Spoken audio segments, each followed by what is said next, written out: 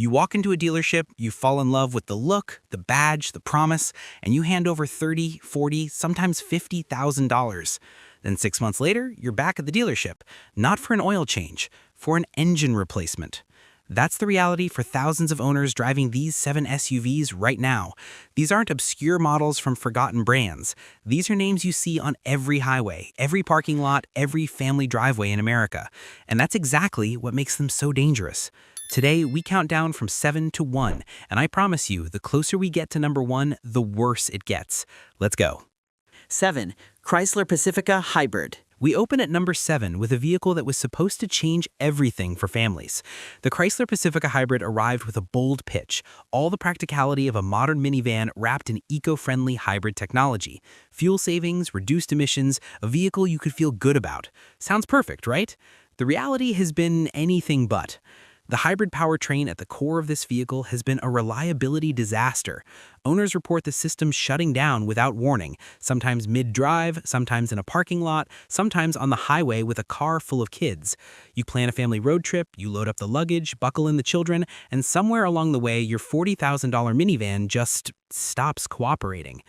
And then there's the fire risk. Battery and hybrid system malfunctions have triggered multiple significant recalls, not minor software patches, but serious safety concerns that have parents genuinely worried about leaving this vehicle in their garage overnight.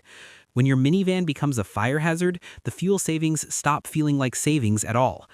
Repair experiences have compounded the frustration. Chrysler technicians, the people specifically trained to fix these vehicles, routinely struggle to diagnose what's wrong. That means weeks, sometimes months in a service bay while your family scrambles for alternative transportation. The Pacifica Hybrid was supposed to be the ultimate family vehicle. For far too many owners, it became the ultimate headache. Number 6, Infiniti QX50. At number 6, we have a vehicle that proves an expensive badge and a leather interior don't automatically mean a better car. The Infiniti QX50 sits in the competitive luxury SUV segment, positioned against the best from BMW, Lexus, and Audi. Premium price, premium expectations, budget tier reliability.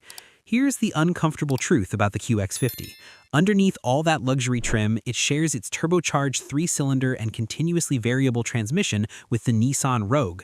Same mechanicals, same documented failure points, same chronic problems, just wrapped in nicer stitching and sold at a significant markup.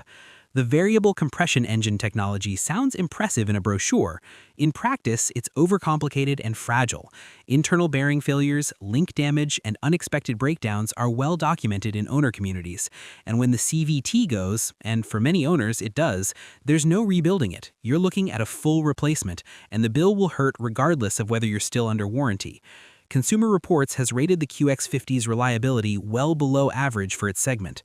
For a luxury purchase, that's not just disappointing, it's a betrayal. You're paying a premium precisely because you expect to avoid these headaches. Instead, you're importing the Rogue's worst habits into a fancier package.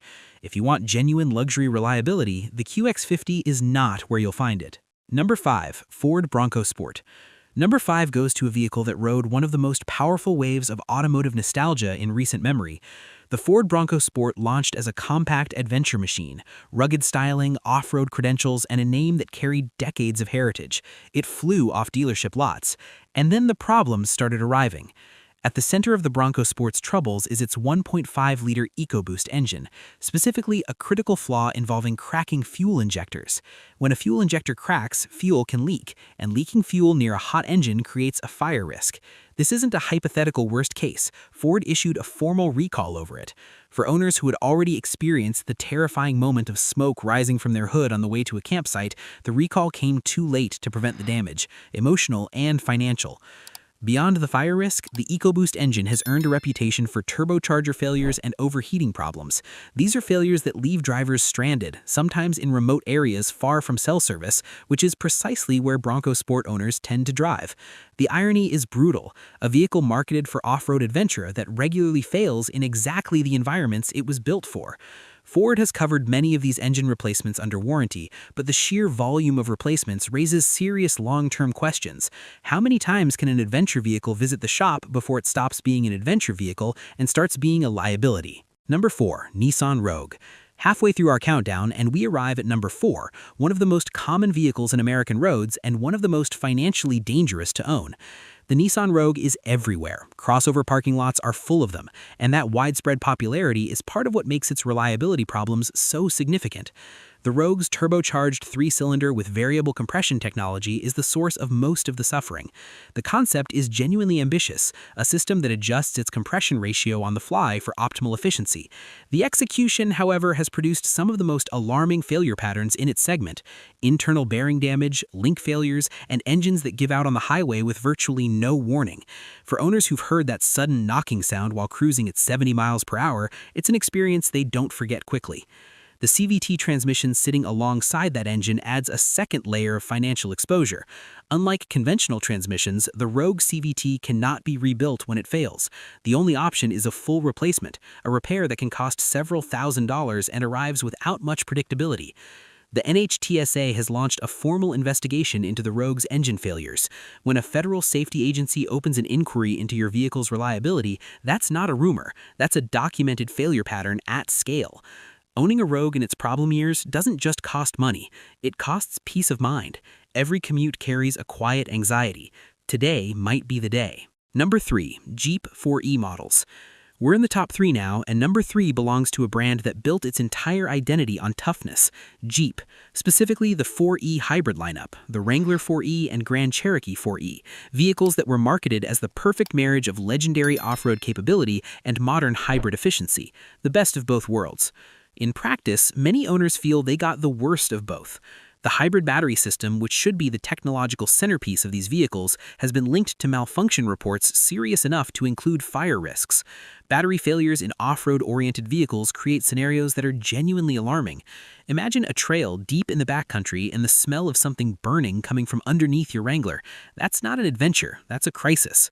Drivetrain failures have also been a recurring complaint, leaving 4e owners stranded in situations where being stranded is particularly inconvenient, off-road, in remote areas, in conditions where these vehicles are supposed to thrive. Electronic system malfunctions have left mechanics puzzled, with diagnosis times stretching repairs out far longer than owners expect.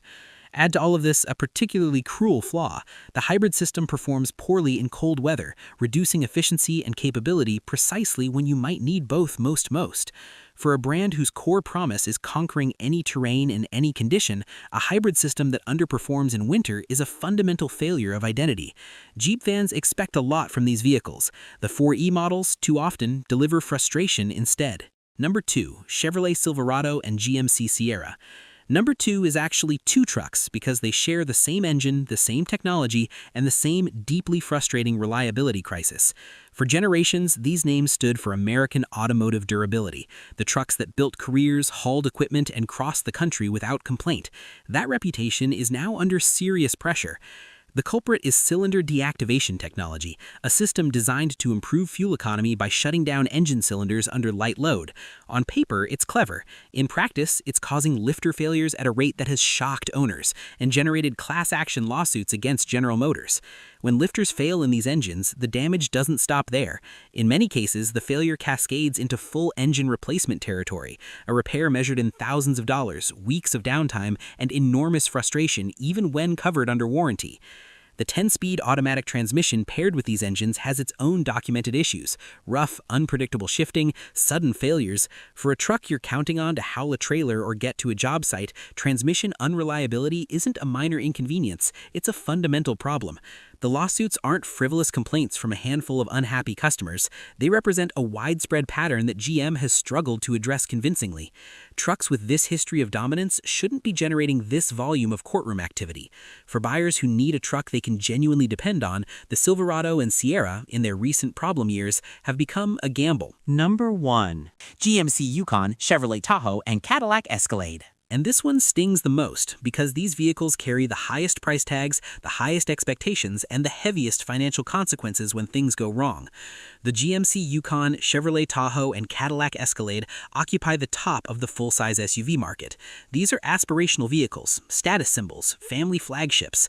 The Escalade alone can push past $100,000 fully loaded, and yet all three share the exact same cylinder deactivation and 10-speed transmission that are destroying the Silverado and Sierra at number 2 on this list. This is the part that's hardest to accept. When you spend Escalade money, when you commit to a vehicle that's supposed to represent the pinnacle of what GM can produce, you expect to be insulated from the problems affecting their base-level trucks. Instead, you're driving the same mechanicals, exposed to the same lifter failures, the same engine damage, the same transmission roughness, all while paying significantly more for the privilege. Families loading up these SUVs for cross-country road trips have found themselves stranded on remote highways with failed engines. Engine replacements on an Escalade aren't just logistically painful, they're financially catastrophic, even partially covered by warranty. The repairs, the rental cars, the lost time, the stress, none of it is what anyone pictured when they signed the purchase agreement. GM has faced sustained criticism from both owners and industry analysts for failing to properly resolve these systemic problems across their full-size lineup. The cylinder deactivation issue isn't new information, it's been documented for years, and yet these vehicles continue to reach buyers without a complete fix in place. When you pay premium money, you deserve premium reliability. The Yukon, Tahoe, and Escalade are not delivering that right now. And that's why they sit at the very top of this list. 7 SUVs, 7 warnings, and one common thread running through all of them: the gap between what these vehicles promise and what they actually deliver to real owners. A great commercial doesn't pay your repair bill. A famous badge doesn't keep you from getting stranded. Before you commit to your next vehicle, dig into the owner forums, read the reliability reports, and take the long view on what that SUV is actually going to cost you over 5 years, not just what it costs to drive it off the lot. Because peace of mind isn't a feature they advertise, but it's the most important thing a car can give you.